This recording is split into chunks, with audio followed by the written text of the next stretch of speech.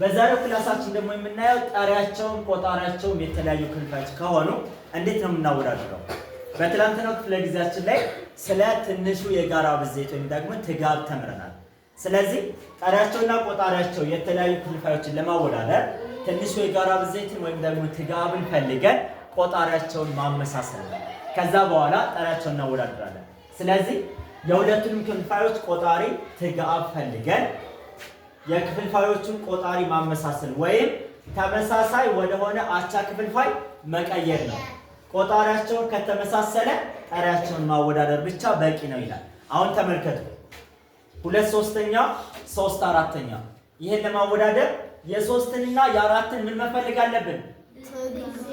ምን መፈልግ አለብን? የጋራ ብዜት ትጋብ መፈልግ አለብን። ስለዚህ 3 4 ብላችሁ ትጽፉና የሶስት ብዜቶችን ለማግኘት ከ3 ጀምራችሁ 3 እየደመራችሁ መሄድ ነው። 3 6 9 12 15 18 21 24 27 30 እያለ ይቀጥላል። የሶስት ብዜቶች የአራት ብዜቶች ደግሞ የአራት ብዜቶች 4 8 12 12 ከዛስ 16 20 24 28 32 36 እያለ ይቀጥላል አይደለ? እሺ ከነዚህ መካከል የጋራ የሆነው የቱ ነው? ብዙ ቁጥሮች የጋራ እናገኛለን። እዚህ ጋር 12 አለ፣ እዚህም 12 አለ። 24 እዚህ አለ፣ እዚህም 24 አለ አይደለ? እኛ የምንፈልገው ማንን ነው? ትጋብ ማለት ትንሹ ነው። ከነዚህ መካከል ትንሹ ነው። ስለዚህ ትጋብ እኩል ይሆናል ትንሹ። ሎክ 12 እዚህ አለ፣ እዚህም 12 አለ። ከዚህ በታች ትንሽ አለ እንደሚገናኙበት የለም። ሰው ትጋቡ ስንት ነው? 12 ነው ማለት 12። አሁን እንዴት ነው የምናወዳድረው ነው? ተመልከቱ። 2/3 እኩል ይሆናል ቆጣሪው የጋራ ቆጣሪያቸው ማን ነው?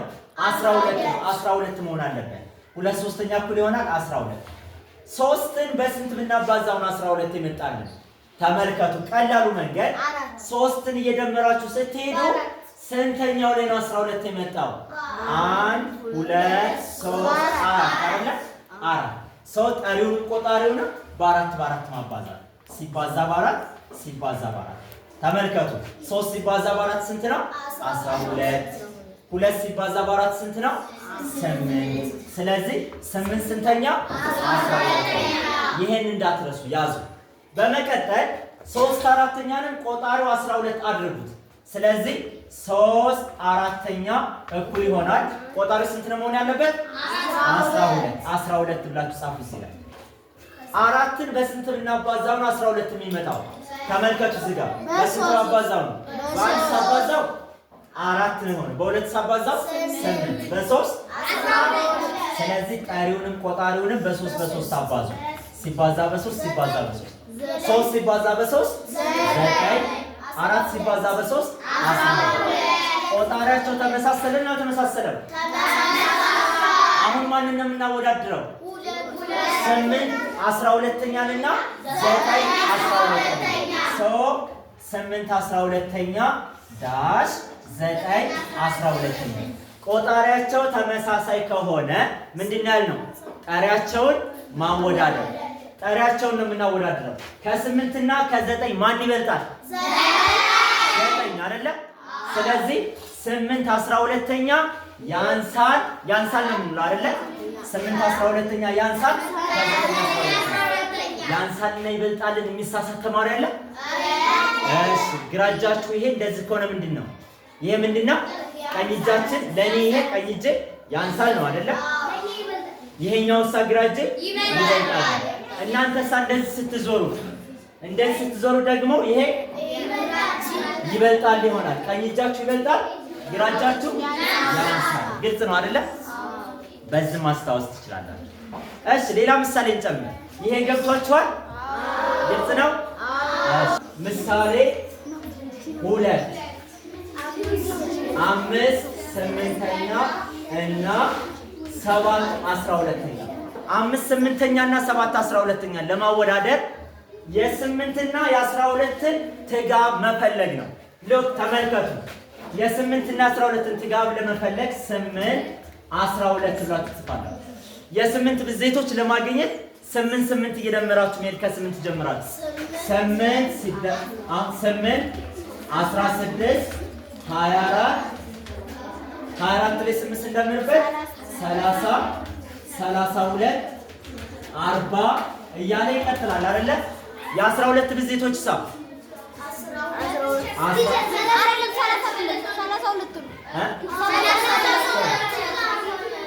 24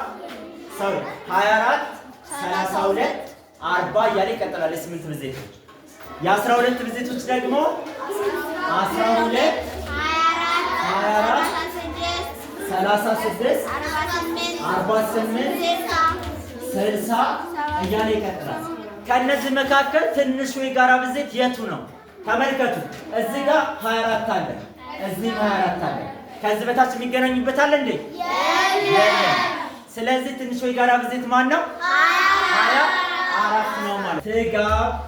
ጥጋብ እኩል ይሆናል 24። ጥጋቡ ስንት ነው? 24። ስለዚህ ቆጣሪያቸው ምን መሆን አለበት? 24 መሆን አለበት። ቆጣሪያቸውን ለማመሳሰል 5/8 እኩል ይሆናል። ቆጣሪው ስንት ነው መሆን ያለበት? 24። አሁን 24 የሚመጣው 8ን በስንት ባባዛው ነው? የ8 ብዜቶች ላይ ታገኛላችሁ። ኖ በ12 አይደለም። ይኸው 8 አንድ ጊዜ ሳባዛው 8፣ ሁለት ጊዜ ሳባዛው 16፣ 3 ጊዜ ሲሆን ስለዚህ ጠሪውንና ቆጣሪውን በ3 ማባዛት ሲባዛ በ3 ሲባዛ በ3 5 ሲባዛ በ3 ስንት ነው? 15 15 ስንተኛ? 24ኛ። ይሄን እንዳትረሱ። 15 24ኛ። ሁለተኛውን ክፍልፋይ ቆጣሪውን 24 ማድረግ ነው። ማለትም ስንተኛ ነው? 7 12ኛ እኩል ይሆናል። ቆጣሪው ስንት ነው መሆን ያለበት? 24። 12ን በስንት ባባዛው ነው 24 የሚመጣው? ቁጥሩት እዚህ ጋር 1 2 አይደለ? ሲባዛ በ2 ሲባዛ በ2 አባዙ። 7 ሲባዛ በ2 ስንት ነው?